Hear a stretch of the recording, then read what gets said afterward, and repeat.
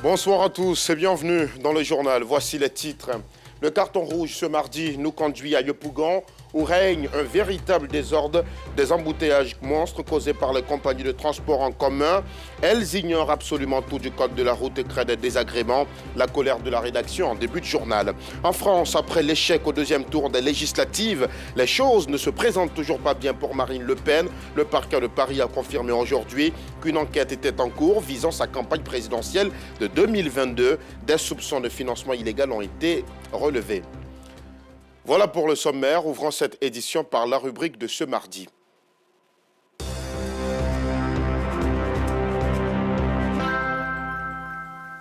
Des bouchons et des lanternes interminables occasionnés chaque jour par les compagnies de transport en commun. Voilà le décor qui nous a servi dans la commune de Yopougon. Ces compagnies occupent la voie publique de façon illégale, provoquant ainsi des embouteillages de longues heures. Au quartier Andokwa, en passant dans les environs du CHU, les usagers, vous le verrez, circulent difficilement. Ils sont confrontés aux entrées et sorties des autocars qui font la loi sur les voies express. C'est un carton rouge de Justin Kwasi et Pargasso Reconnaît de Madongi. C'est un fait récurrent qui dérange, un fait qui dépasse même l'entendement. Ce fait écœurant, devenu malheureusement normal, dérange et dérange plus d'un. Et oui, l'occupation anarchique, désordonnée, incohérente, illégale et abusée des trottoirs par des compagnies de transport en commun a inévitablement donné naissance à ce bazar artificiel que nous avons l'honneur et le privilège de vous présenter. Bienvenue à Yopougon Andokwa. Ne cherchez nulle part. Constatez de vous-même le désordre qui règne en maître sur cette voie publique à l'entrée de cette gare routière. Regardez de vous-même la démonstration de l'incivisme, de l'indiscipline, de l'insubordination, de la barbarie causée par ces compagnies de transport et qui crée assez de tort aux usagers de cette voie express. Ici, sur cette voie, cette compagnie de transport fait la loi. C'est son territoire, c'est son périmètre, c'est sa chasse gardée. Eh bien oui, cette compagnie de transport ici règne en maître. Elle gouverne et défie même les autorités de la charmante, la chic et coquette commune de Yopougon. Yopougon, la joie. Les responsables de cette compagnie ont même autorisé leurs autocars à stationner sur la voie publique quand ils le veulent, comme ils le veulent, et ce, dans tous les sens. Cette compagnie de transport a aussi transformé cette voie en un parking privé.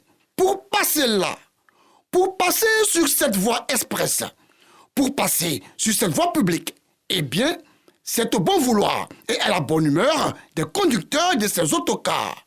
Pour obtenir leur autorisation pour passer sur cette route, un véritable parcours du combattant. Il faut s'armer de courage et d'abnégation. Il faut être patient et même très endurant. Ici, tout est inversé, tout est renversé, tout est interverti. C'est désordre que crée cette compagnie de transport en occupant anarchiquement les trottoirs, passage dédié aux piétons, les oblige malheureusement à emprunter désormais la chaussée L dédiée aux automobilistes. Et ces piétons, il faut le savoir, courent un véritable danger.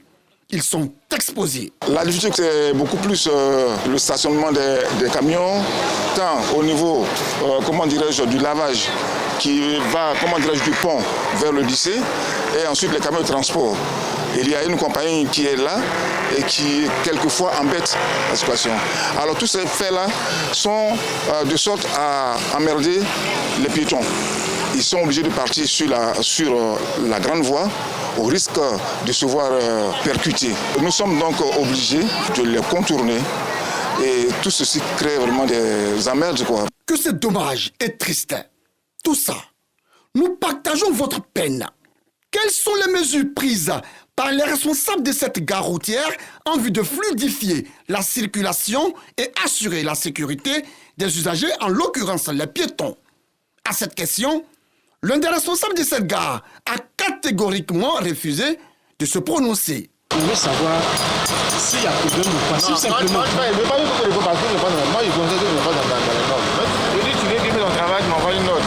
Eh bien, son silence, son rejet, Son refus de s'exprimer sur cette anarchie inqualifiable justifie son acte, celui de coloniser le domaine public à sa guise, à des fins personnelles, aussi longtemps possible qu'il le souhaite.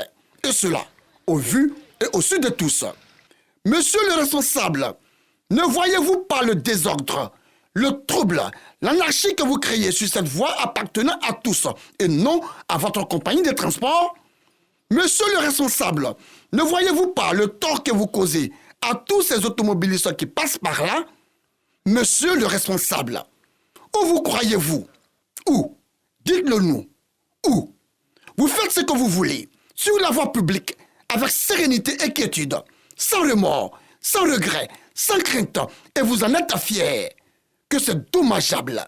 Même tableau sombre ici, non loin du CHU de Yopougon et de la brigade anti-émeute. Un désordre incommensurable. Sur cette voie, dans les deux sens, heure de pointe rime avec les entrées et sorties incessantes des autocars. À 16 heures, c'est eux les maîtres, les chefs, les rois, les patrons. Et quand ils doivent faire leurs entrées ou leurs sorties, c'est stop obligatoire pour tous les autres usagers. Ces mouvements inopinés en longueur de journée obstruent progressivement la circulation et la rendent difficile. Apparemment, ici, les répondre là, c'est pas facile à cause de dégâts là. Les cas là, en rentrant, sortant là, c'est ça qui complique la vie sur la route ici. Souvent, ils gardent sur la route ici pour décharger, bon, pour sortir même la coupe, la route, pour qu'ils puissent sortir. Bon, on est obligé d'attendre. Quand on est trop, une heure du temps, 30 minutes, pour avoir la recette, c'est un peu compliqué aussi. Il faut être prudent par rapport au cas, pour éviter les embouteillages et les accrochages. C'est pas le lieu idéal, franchement. Pour faire les gars, à trop de désordre. On s'en fout éperdument des autres automobilistes. Mais jusqu'à quand ces sociétés de compagnies de transport en commun vont-ils libérer le domaine public pour la fluidité de la circulation et la sécurité des usagers? Jusqu'à quand? La question reste posée. En attendant la réponse, il faut juste souligner que la présence des compagnies de transport sur ces sites dérange énormément et c'est inadmissible pour les usagers de cette voie. Alors, vu l'insouciance, l'indifférence, l'insensibilité des responsables de ces compagnies de transport en commun qui stationnent comme elles le veulent, où elles le veulent, quand elles le veulent, leur autocar et qui malheureusement sèment le désordre sur ces différentes voies express avec les entrées et sorties de leurs autocars, un immense, un gigantesque et un infini carton rouge leur est attribué. Carton rouge, carton rouge, carton rouge et encore carton rouge. À vous, mesdames et messieurs, les responsables de compagnies de transport qui gênent et dérangent la circulation de la commune de Yopougon. Carton rouge, à vous. Écoutez, la chaussée et les trottoirs ne sont pas vos propriétés privées. Libérez-les. Dégagez vos autocars de là. Vous n'êtes pas les seuls à utiliser ces voies express. Les autres usagers ont eux aussi besoin de circuler librement, aisément, sereinement, en toute quiétude sur ces voies publiques. Mais il n'y a pas que cette seule situation qui est indigne dans la commune de Yopougon. Le tronçon magasin Terminus 47, l'une des voies d'accès au quartier Sikoji, est aussi méconnaissable. Les usagers de cette voie éprouvent d'énormes difficultés occasionnées par les nids de poules et les eaux stagnantes. Les riverains, eux, sont exposés aux maladies causées par les eaux usées des canalisations. Un autre reportage de Justin Kouassi, commenté par Joël Gossé. Le tronçon magasin Terminus 47, l'une des principales voies d'accès au quartier Sikoji de la commune de Yopougon, se dégrade au fil du temps.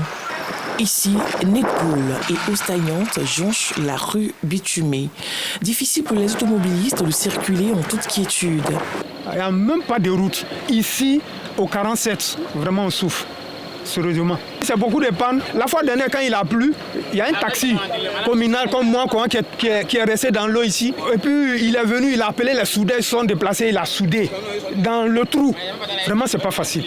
Mon cri de guerre, j'ai dit au monsieur le maire, vraiment, il n'a qu'à faire des efforts encore. C'est pas facile, mais il n'a qu'à faire des efforts. Pour se frayer un chemin, ces automobilistes sont obligés de passer sur le trottoir au risque d'endommager leur véhicule. Un choc qui expose les commerçants et mécaniciens situés à proximité. Les voitures, quand la route est gâtée, là, ils viennent verser l'eau dans nos motos ici. Donc là, on a mis les cailloux et les pneus au bord de la route là. Ça nous fatigue ici trop. Mais quand il pleut, là, on n'est pas en sécurité. Souvent, il y a des morts qui viennent, ils veulent dévier la voie. Apparemment, je les prends par derrière. Ils sont cons, une voiture devant là-bas. Les canalisations le long des voies censées évacuer les eaux de ruissellement sont bondées d'ordures, comme conséquence des maladies et des odeurs nauséabondes. Une situation qui dérange les riverains. Les caniveaux sont bouchés, donc ce qui fait que les eaux n'arrivent pas à circuler normalement. Et ça se stagne là. Et il y a eu beaucoup de moustiques en ce moment. Donc ça aussi, ça fatigue les habitants que nous sommes. Même décor au carrefour 47, non loin de là. Ce qui favorise l'incivisme notoire à ce carrefour. Pour rouler ici, il faut être prudent. Il faut venir doucement, être courtois.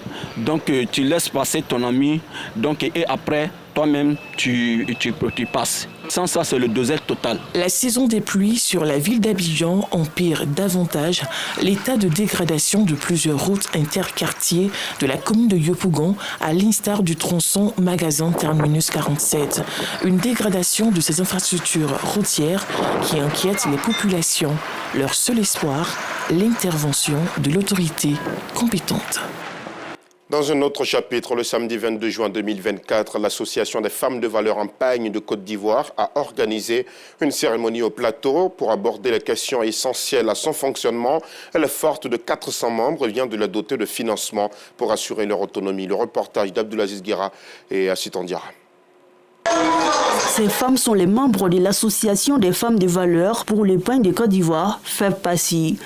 Elles valorisent le pain baoulé dans des vêtements de tout genre. Toutes réunies ces jours, elles sont fières de faire la promotion de ce vêtement de la pure tradition baoulée. C'est une association qui fait la valorisation du pain.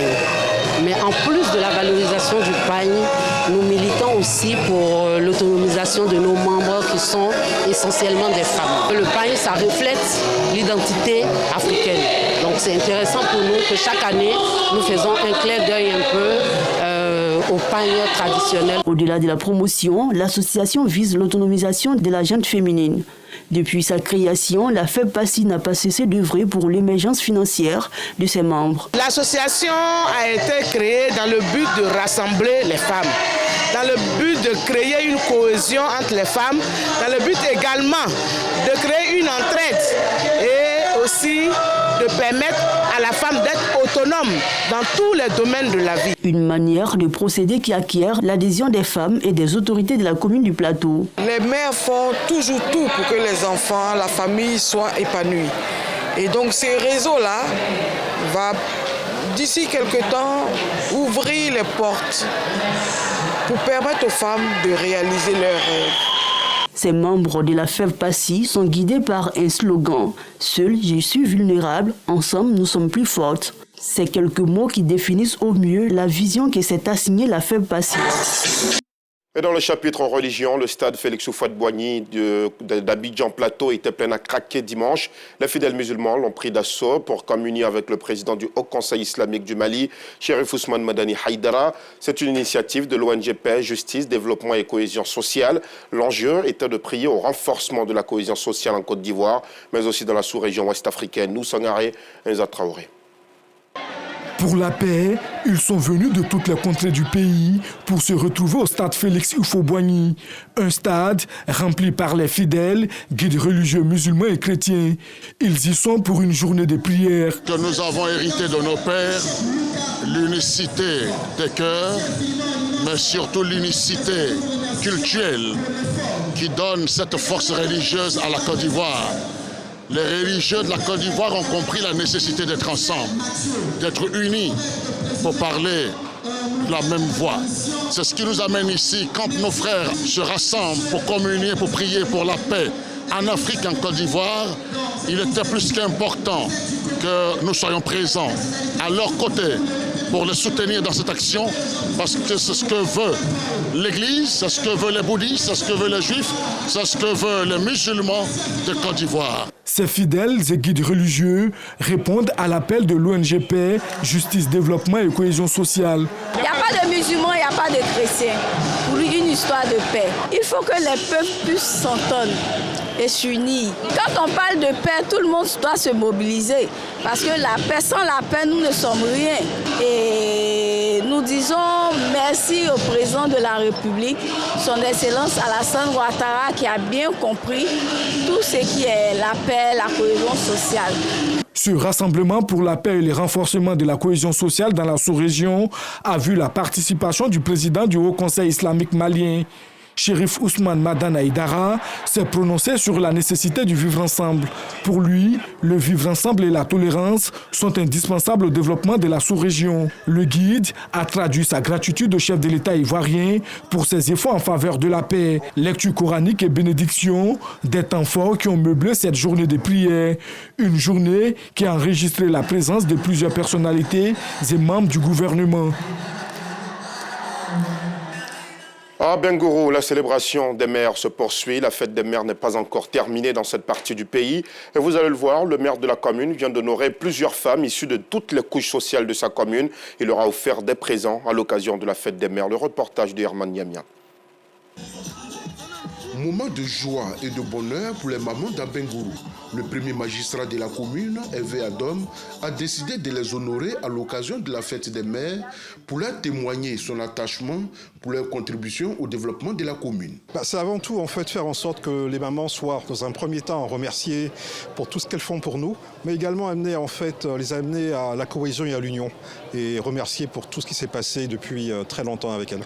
Elles sont en tout environ 800 femmes, parmi lesquelles des directeurs et chefs de service, des représentantes des fédérations et associations féminines, des femmes des marchés et des veuves, et bien d'autres issus des différents secteurs d'activité qui ont reçu chacune un complet de pagne symbolique.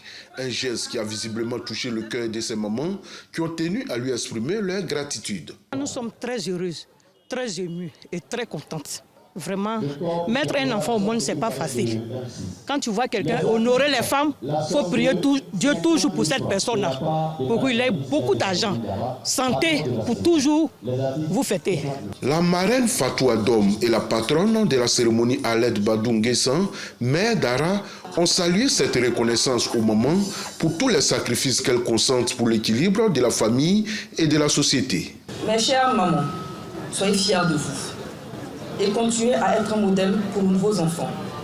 Des modèles afin de contribuer à réduire à zéro les cas de grossesse en milieu scolaire qui affectent nos jeunes filles et réduisent leurs chances de se construire l'avenir auquel elles aspirent. Vous êtes les gardiennes de nos valeurs, les architectes de notre avenir. Votre engagement quotidien pour le bien-être de nos familles, souvent au détriment de vos propres vies, vos propres aspirations, est un exemple de courage et de générosité. C'est toute heureuse que les mamans auraient gagné leurs différents domiciles. Le maire Hervé Adom a promis plusieurs surprises à la prochaine célébration des mamans en 2025. Et dans l'actualité hors de nos frontières au Mali, l'opposant Mohamed Ali Battili est désormais fixé sur son sort. Il a été placé sous mandat de dépôt le 8 juillet par le doyen des juges d'instruction du tribunal de la commune 5 de Bamako. Il a été transféré aujourd'hui de la maison centrale d'arrêt de Bamako à la prison de Dioïla. C'est à 160 km de la capitale malienne. Mohamed Ali Battili faisait partie des 11 dirigeants d'opposition, membres de la déclaration du 31 mars, qui, souvenez-vous, actaient la fin de la transition et invitaient les autorités à organiser les élections. Ils ont tous été arrêté le 20 juin dernier lors d'une réunion politique au domicile de l'un d'entre eux. Mohamed Ali Battili, lui, était en garde à vue depuis le 5 juillet. Pour rappel, il a été plusieurs fois ministre de la Justice du Mali. En France, après l'échec au deuxième tour des législatives, les choses, nous vous le disions, ne se présentent toujours pas bien pour Marine Le Pen.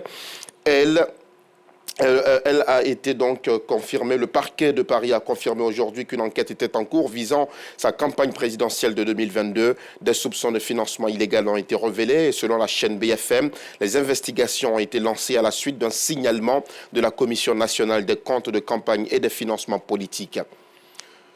Et pour finir, l'OTAN a 75 ans et les 32 dirigeants membres de l'Alliance se retrouvent durant 3 jours à Washington, aux États-Unis, autour d'un sommet. Il est censé confirmer le soutien de l'Alliance à l'Ukraine. Le sommet va aborder également la situation politique aux États-Unis. Plusieurs mesures pour la vitalité de l'Alliance devraient être adoptées.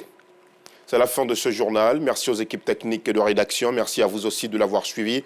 Retour de l'information à 12h30 demain. Excellente soirée.